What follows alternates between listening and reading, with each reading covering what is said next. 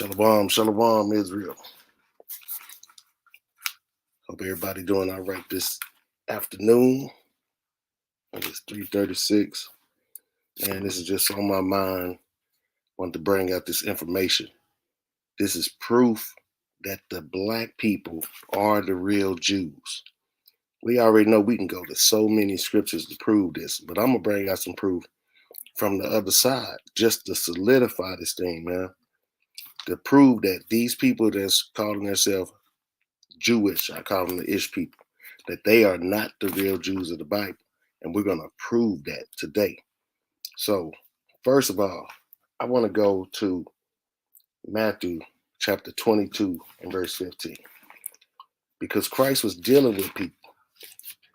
And he was dealing with certain people. He was dealing with Sadducees. He was dealing with scribes and Pharisees. So, we know that the Sadducees come from the Levitical priesthood. So if we prove that the Israelites are black, we can easily prove that the Levitical priesthood, the Sadducees, were black, right? As well as Pharisees. But it's a catch here. How did these people today start doing Judaism, what they call Judaism? Well, let's get an understanding of that. So Matthew chapter 15 and verse 22 says, Salaki, 22 and 15.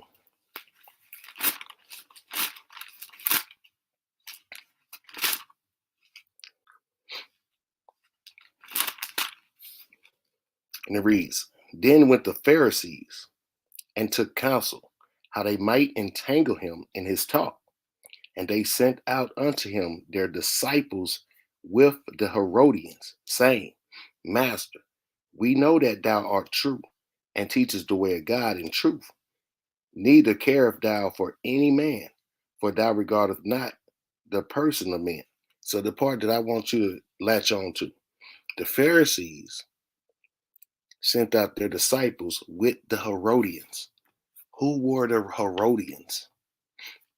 The Herodians were a dynasty of Edomites, Idumeans, who ruled over us. We all know about King Herod, right? So let's get some information. We all know about Herod. Herod was the one who wanted to kill Christ, right? He didn't come out of nowhere. Let's get some information on Herod. Let me share this screen.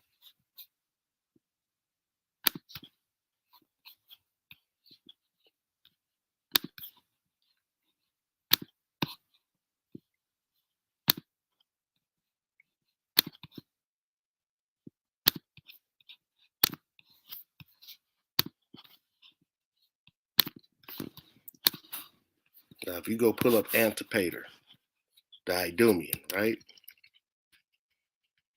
See who this guy was. It says Antipater, the Idumean. And we know that Idumeans were Edomites, right? Was born the founder of the Herodian dynasty, the father of Herod the Great. According to Josephus, he was the son of Antipas and had formerly held that name, Antipas. Let's see who Antipas is.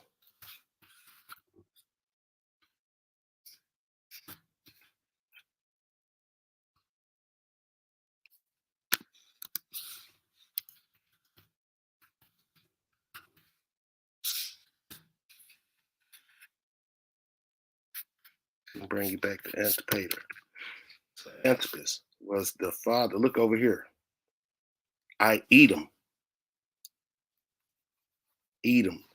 Herodian dynasty. Father Antipas. And then look, religion, Judaism.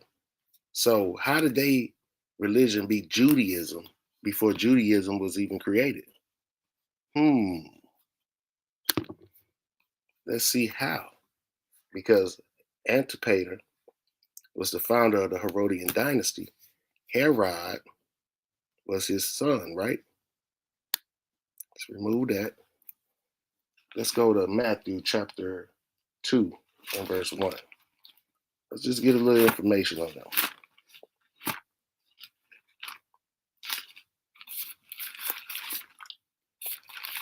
Book of Matthew, chapter 2 and verse 1. Now, when Jesus was born in Bethlehem of Judea in the days of Herod the king, behold, there came wise men from the east of Jerusalem. So we know that Herod was there during the time of Christ, right?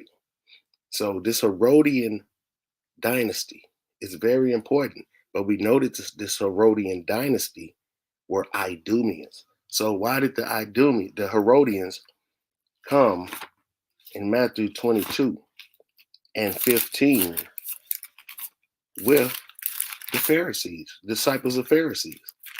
It's a reason for that. It's a reason for that. It's also a reason why the Lord Christ told you not to call any man rabbi, rabbi. So just hold on to that. The Pharisees sent their disciples with the Herodians, and the Herodians were Idumeans. Idumeans were Edomites. How did this come about? Because John Hyrcanus converted the Idumeans into our culture. That's how Antipater started taking up our culture. That's how Herod started taking on our culture. They started marrying our women, right? So let's go to Matthew 14.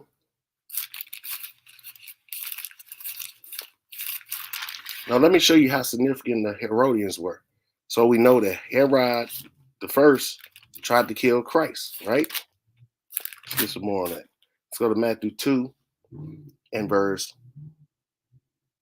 17. Then was fulfilled that which was spoken by Jeremy the prophet. We know that's Jeremiah. In Ramah was there a voice heard, lamentation and weeping, and great mourning.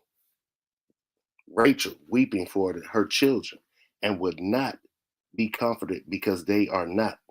But when Herod was dead, behold, an angel of the Lord appeared in a dream to Joseph in Egypt, saying, Arise and take the young child and his mother and go into the land of Israel.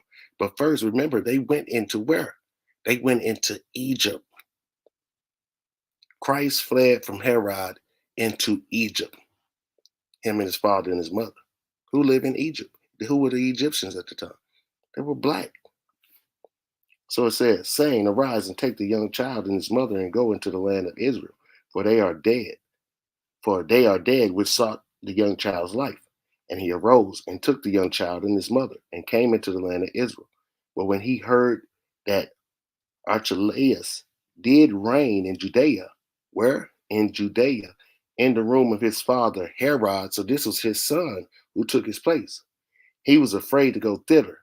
Notwithstanding, being warned of God in the dream, he turned aside into the parts of Galilee. So Herod tried to kill Christ. Then his son took over. Let's see what another Herodian did. Matthew 14. These Idumeans. Matthew 14 and verse 1.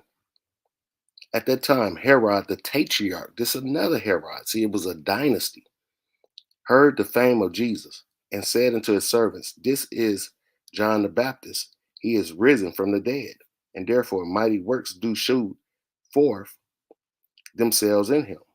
For Herod had laid hold on John and bound him and put him in prison for Herodias' sake, his brother Philip's wife. For John said unto him, It is not lawful for thee to have her. So John told him it wasn't lawful for him to have his brother's wife. They got mad. And when he would have put him to death, he feared the multitude because they counted him as a prophet.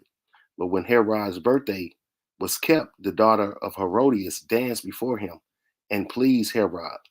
Whereupon he promised with an oath to give her whatsoever she would ask.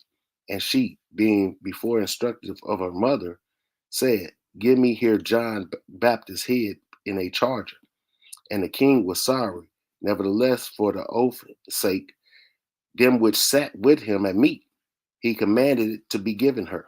And he sent and beheaded John in the prison. And his head was brought in a charger and given to the damsel. And she brought it to her mother.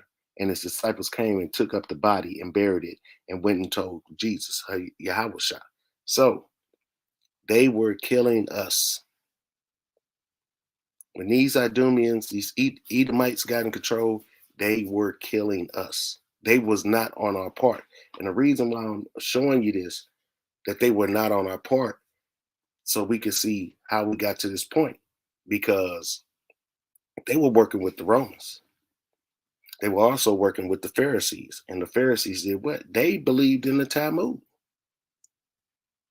So let's get some more information. Let's go to Luke chapter 21 and verse 16. And I'm giving all these scriptures to lead up to a point, because we're going to get their information after this to substantiate this. To showing this is the tribulations that the Jews, the real Jews, are going through, dealing with the other nations. Luke chapter 21 and verse 16. And it reads, and ye shall betray both. This is Christ giving the prophecy. And ye shall be betrayed both by parents and brethren and kinfolk and friends. And some of you shall be caused to be put to death.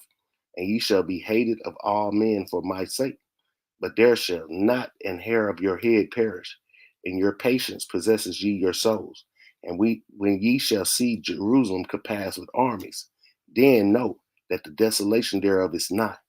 Then let them which are in Judea flee to the mountains, and let them which are in the midst of it depart out. So just like in the time of when Christ, they was Herod was chasing Christ, and they fled into Egypt into the mountains.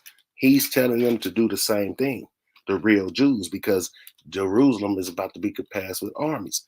That's 66 A.D. to 70 A.D., the Jewish Roman wars. So it says, then, Salakia, verse 22. Verse 21, then let them which are in Judea flee to the mountains, and let them which are in the midst of it depart out, and let not them that are in the countries there enter thereinto. For these be the days of vengeance, that all things which are written may be fulfilled.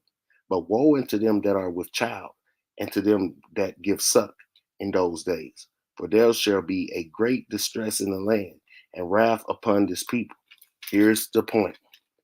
All of it's the point, but here's the kicker. And they shall fall by the edge of the sword, and shall be led away captive into all nations. And Jerusalem shall be trodden down of the Gentiles until the times of the Gentiles be fulfilled. We were being trodden down. Now watch this. Pull this up. That's what I want.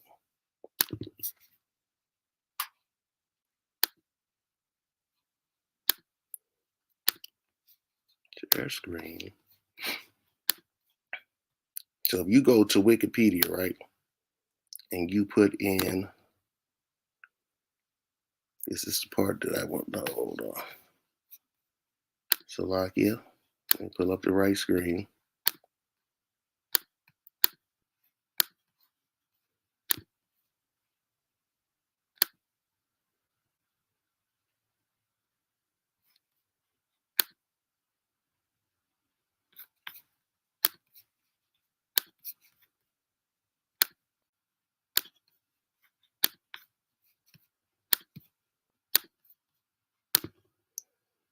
Bear with me, y'all. All the screens look the same because it's coming from the same page. Aftermath, that's what I'm looking for.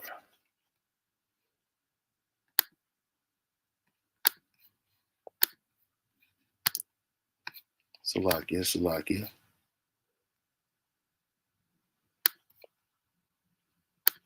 think this is it. Here we go. If you go to Jewish Roman Wars in Wikipedia, right? You can get this out of Babylon and Timbuktu. You can get this out of the Book of Josephus.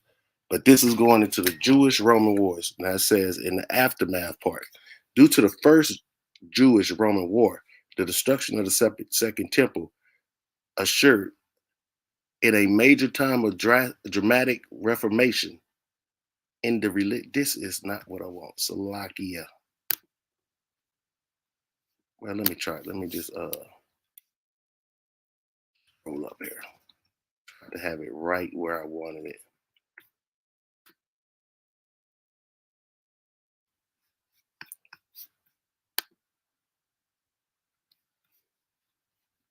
All right, I can't see if that's what it is. Yeah, there we go. This is how you do this. Here we go. All right. In the aftermath part, the first Jewish-Roman wars. It says the outcome of the Great Revolt. The Roman suppression of the revolt had a significant demographic impact on the Jews of the land of Israel. Many perished in battle and due to the siege conditions. The city of Jerusalem was entirely destroyed. It is unlikely that many Jews survived in Jerusalem or the surrounding area. Many of the Jewish rebels were scattered or sold into slavery. Josephus claimed that 1,100,000 people were killed during the siege of Jerusalem. 97,000 were captured and enslaved, and many others fled to areas around the Mediterranean. A significant portion of the deaths was due to the illness and hunger brought about by the Romans. That's where we get the curses about eating our children. Cannibalism, a pestilential destruction upon them, and soon afterwards, such a famine as destroyed them more suddenly. So, this is telling that the Jews that were there in the siege, if either they died, if they didn't get out of there, they died, or they got taken into slavery. Then get some more proof. This is from Babylon and Timbuktu. We all know this book, page 84. And it says, in the year 65 BC, the Roman armies under General Pompey captured Jerusalem. In 70 AD, General Vespasian and his son Titus put an end to the Jewish state with great slaughter. During the period of military governors of Palestine, many outrages and atrocities were committed against the residue of the people. During the period from Pompey to Julius, it has been estimated that over 1 million Jews fled into Africa, fleeing from Roman persecution and slavery. The slave markets were full of black Jewish slaves. Then the brother quotes Deuteronomy 28 and 64, and the Lord shall scatter them among all nations, from one end of the earth even into the other end of the earth. And there thou shalt serve other gods, which neither thou nor thy fathers have known, even wood and stone. This prophecy and all the residue of the prophecies contained in Deuteronomy 28, 15 to 68 befell the black Jews after they disobeyed the laws of God. Many nations transported the Jews into slavery, and the sons of Israel transmigrated into every continent. This is backing up Christ. This is backing up Bible. This is backing up prophecy that the real Jews went into slavery. The real Jews got killed. So I don't see if these people were the Jews, they buddying and cozying up with the Romans after they done murdered them. You know what I'm saying? But we're going to show you what they did do because they were there. Christ wasn't telling these people, let me get this. Christ didn't say this for nothing. Revelations chapter 2 and verse 9. And it reads, I know thy works and tribulation and poverty, but thou art rich. They ain't going through no tribulation, no poverty. Who going through tribulation and poverty? But thou art rich, rich in the faith. Rich in the faith. That's the rich that he's talking about. 1 Timothy chapter 6 and verse 18. I have to bring this out to substantiate what does he mean by you rich if you in poverty? So we can prove that those people, they're not rich in the faith because at what they're doing right now, they're going against all God's laws, right? So if they're being wicked now, how could they be righteous? You still not, if you are the people of the book, you wasn't doing what the Lord told us to do then, and you're still not doing what the Lord told us to do. So how are you on this pedestal that you are? Because if you go against the laws, then you get the curses, right? If you go against God's laws, then you get the curses. So let's get this. I know thy works and tribulation and poverty, but thou art rich. 1 Timothy chapter 6 and verse 18. This is how we rich. That they do good, that they be rich in good works, ready to distribute, willing to communicate. That's how you be rich. That's how you be rich in this thing. You know what I'm saying? With the faith, with the works. They're not rich in that. But Christ said, I know the blasphemy of them which say they are Jews and are not, but are the synagogue of Satan. We know they the synagogue of Satan. Look what they do. They don't bring forth no faithfulness, no righteousness, no order of God. They just for themselves. And not only that, they put their mouths on baby penises after they circumcise them. They sleep with their sisters. They do all types of things that's against God and against the Bible. You know what I'm saying? So we know that we in poverty. We know that we in tribulation. Why? But we also know why. Because we keep breaking God's laws, statutes, and commandments.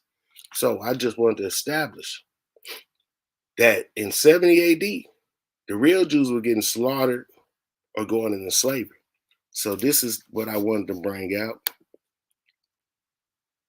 to just show you that at that time is when they took up the mantle of our culture. They was already up under us.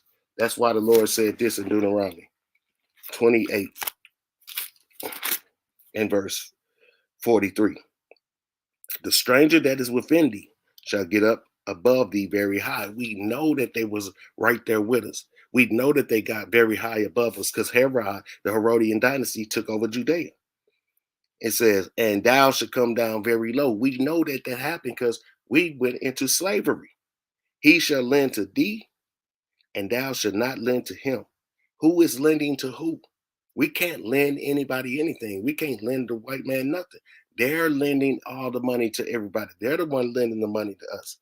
And he shall be the head, and thou shall be the tail. That right there show you. Those people ain't keeping none of God's laws. None of them. But yet they're above us. They're above everybody on this earth. That tells you right there. But here is the proof in the pudding. If these people were the people of the book, then this would not have happened.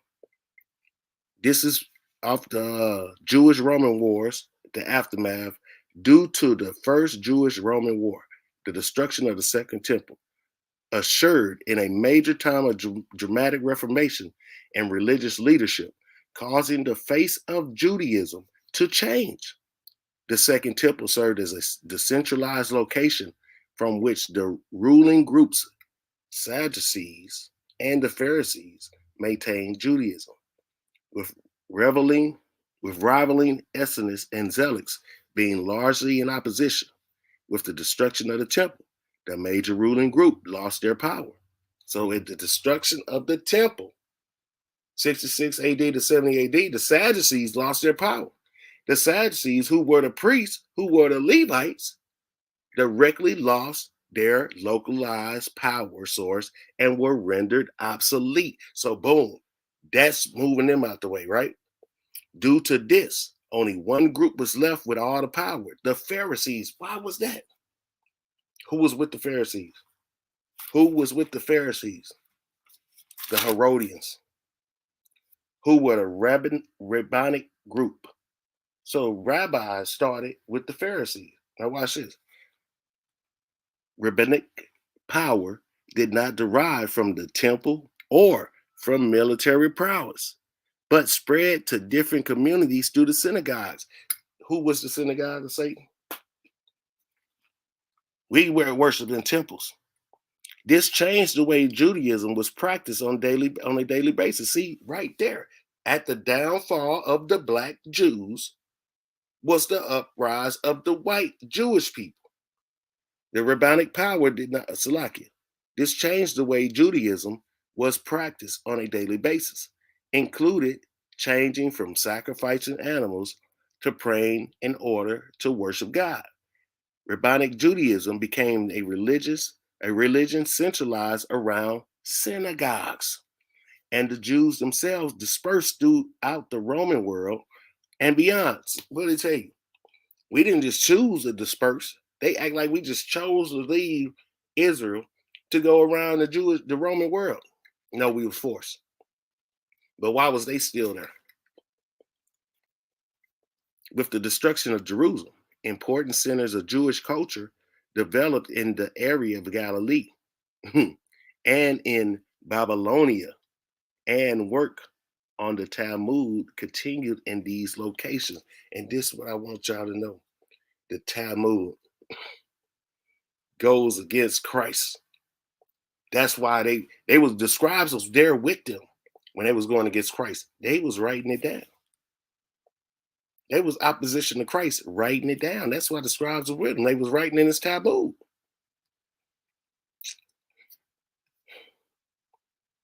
Where was I? See, they want Babylon. That's what that's all about. They want the Babylonian culture and the Talmud and Kabbalism. That is not of the Most High God. Before Vespasian's departure, the Pharisaic sage and Rabbi Yohanan ben Zaki obtained his permission to establish a Judaic school in Yavin. See, there you go right there. There you go right there. These people, we weren't called rabbis. They are called rabbis. It's showing you right there they had an agreement with Vespasian. They already had an agreement with Rome because Rome is the one that installed them as the heads, the kings over us. We the ones rebelled against it. Of course we rebelled against it. We got the oppressor. We got Edomites over us on this side, and on the left-hand side and the right-hand side. Of course we rebelled. Now watch this. He got permission to start a school. Zaki was smuggled away from Jerusalem in a coffin by his students. This school later became a major center of Talmudic study. They are into the Talmud. They're not into the Torah.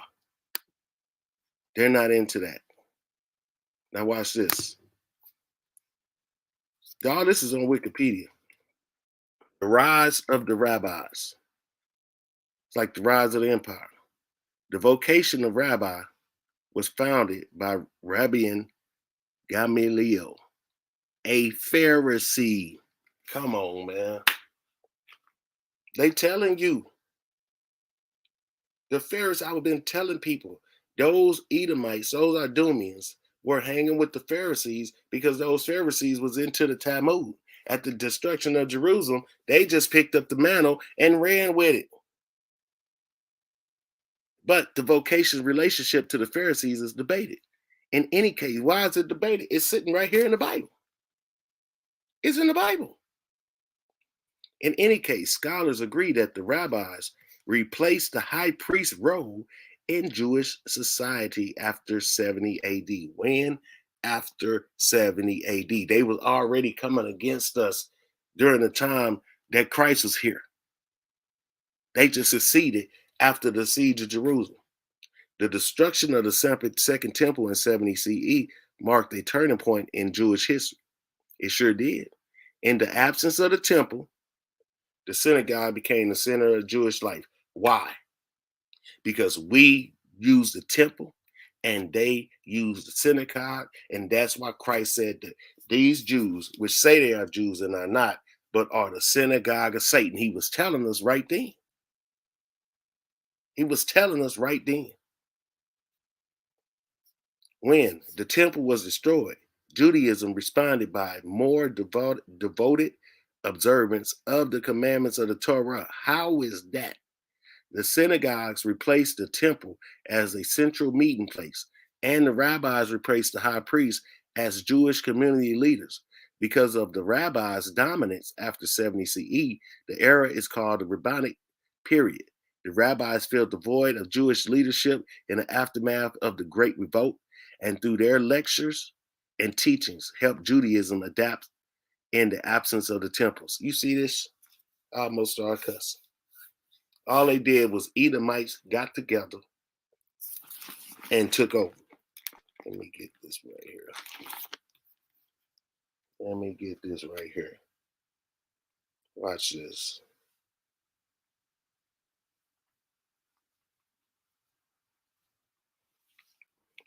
This is the book of Zechariah, chapter 7 and verse 6. I'm going to put it up for y'all.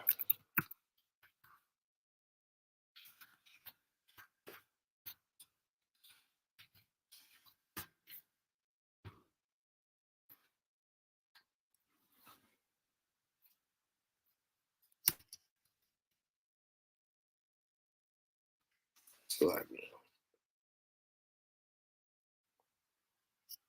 9 and verse 6.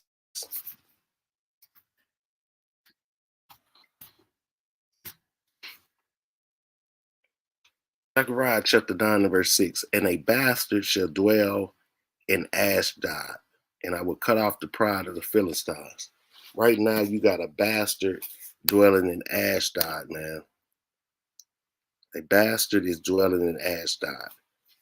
So, and look at this. We're going to drop down some more on this part.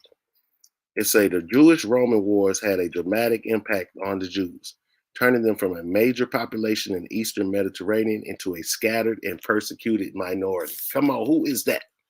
The Jewish-Roman wars are often cited as a disaster to Jewish society. The defeat of the Jewish revolt altered the Jewish population and enhanced the importance of Jewish diaspora. Can't make this up. Essentially moving a demographic center of Jews from Judea to Galilee and Babylon, with minor communities across the Mediterranean. So where the Russians come from, where the Polish people come from, although having a sort of autonomy in the Galilee into the 4th century, and later a limited success in establishing a short-lived Sassanian Jewish autonomy in Jerusalem in 614 to 617 CE, the Jewish dominance in parts of the southern Levant was regained only in the mid 20th century with the founding of the modern state of Israel in 1948. This is a completely different people that went back there, because we don't want to listen to the Most High. They use this. What happened to us? Psalms 83 in verse 2. For lo, mine enemies make a tumult, and they that hate thee have lifted up the head. They have taken crafty counsel against thy people, and consulted against thy hidden ones. They have said, come, let us cut them off from being a nation, that the name of Israel may be no more in remembrance. So if these people were the real people of Israel, why was it lost 10 tribes? Why they never tried to get them back? But since we've been in the truth, we've been trying to gather the 12 tribes together. They have not. They just talking about Jews, and Jew is not a nationality. Jew is a word, a shorthand word for calling somebody that lived in Judea. And since they lived in Judea too, they were called Jews. That's what the Romans called everybody there. And they took that name and took our culture and tried to run out of Jerusalem with it at 70 AD, because we were getting persecuted and getting taken into slavery.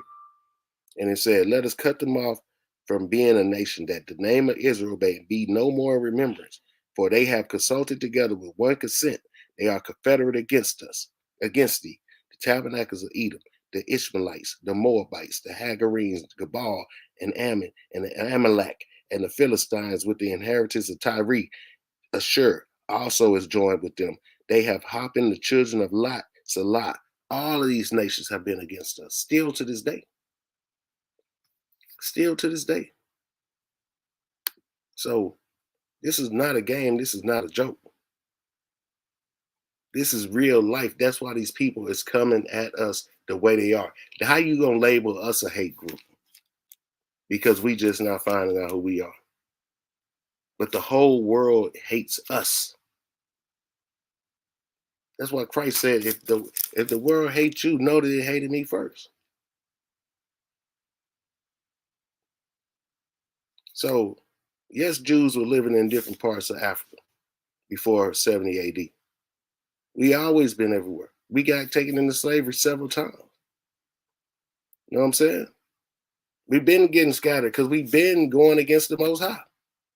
This is just one instance. This is just a modern day instance within the past 2,000 years that we could touch on. That was significant, though. Even they know that it was significant, because of all the time that we've been going in slavery, we always came out knowing who we were. This time they made sure, at that time, they made sure we didn't, because they wanted to keep us in slavery. But even still, after then, we still knew, because we was in Spain and Portugal. They expelled us out of there, another diaspora. They put us back in Africa, the west coast of Africa. That's another class I'm gonna do. They always knew where we were at. So Yeah, man, just do your research. You don't believe me? Go look it up. Go look up the fact that these people took on our culture, but they took on it through the Pharisees. That's the key. The Pharisees believed in reading the Talmud. That's what they believe. They believe in reading the Talmud and the things that are in the Talmud. But they also added on to that. They added on to it. These people act like they're so into the Bible or into God's laws. Man, it's all a front. It's all a front. These are Khazars, Amalekites, who want to act like they're holier than thou. But no, man, you don't believe it? Do your research. So that's all I got. Till next time. All praise to the Most High God, in the name of His Holy Son, Hamashiach Yahushua. Matter of fact, they don't believe, brother. I know you should know what the Talmud is, man. And I know you know how to look up what Pharisees mean. You got a Hebrew name, brother. Come on. Come on, man. We need to step up, Israel. That's why these people is able to do the things that they doing. We want to act simple. It's bad enough for our people in this country is already simple. If you know who you are, you know who your God is, and you know what the law, statutes, commandments say, then you need to be wiser, because that's what the scriptures say. Psalm 17, 19 to 7. Salakia. If you keeping the law, statutes, commandments, it reads, the law of the Lord is perfect, converting the soul. The testimony of the Lord is sure, making wise the simple. Making wise the simple. If we were simple in this world, then these scriptures, these laws and commandments should make us wiser in moving about this place that we are in, Babylon. We should be wiser. And being wiser, meaning keep these laws, statutes, and commandments, man. Come back to your God, the one true God of Abraham, Isaac, and Jacob, the God of Israel, Yahweh. Love your people. Love your king, Hamashiach Yahushua. Let's get back to doing the things that the Most High intended us to do, so that another people can't sit up here and try to take what's ours. And the only way they can do that, if we not obedient to the Father, man. So with that, I say, all praise to the Most High God. Name His Holy Son, Hamashiach Yahushua. Hallelujah. Kwam Yasharala.